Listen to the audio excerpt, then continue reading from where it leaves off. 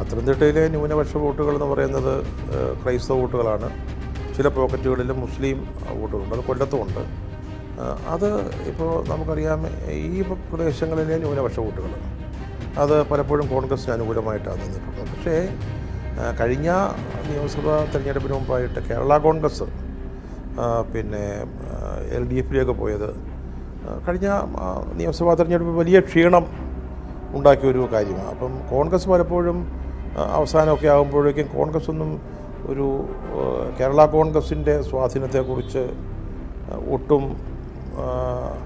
ഗൗരവമായിട്ട് അതിനെ എടുത്തിട്ടില്ലെന്നാണ് എനിക്ക് പലപ്പോഴും തോന്നിയിട്ടില്ല. ഇപ്പോൾ അവിടെയാണെങ്കിൽ പത്തനംതിട്ട ജില്ലയിൽ പിന്നെ പൂഞ്ഞാറ് പോലുള്ള മണ്ഡലം, റാന്നി,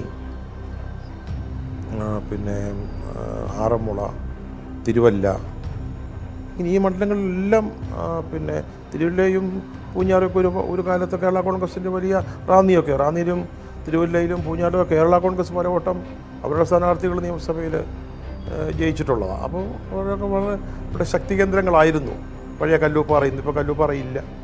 അങ്ങനെ നമ്മൾ നോക്കുന്ന ഉടനെ പല മണ്ഡലങ്ങൾ, കോന്നിയൊക്കെ ഒഴിച്ചുള്ള മണ്ഡലങ്ങളിലൊക്കെ കേരള കോൺഗ്രസിന് വലിയ സ്വാധീനമുണ്ട്. പക്ഷേ പാർലമെൻറ്റ് തിരഞ്ഞെടുപ്പ് നടക്കുമ്പോൾ ക്രൈസ്തവ വോട്ടുകളുടെ ചിന്ത മറ്റൊന്നായിരിക്കും.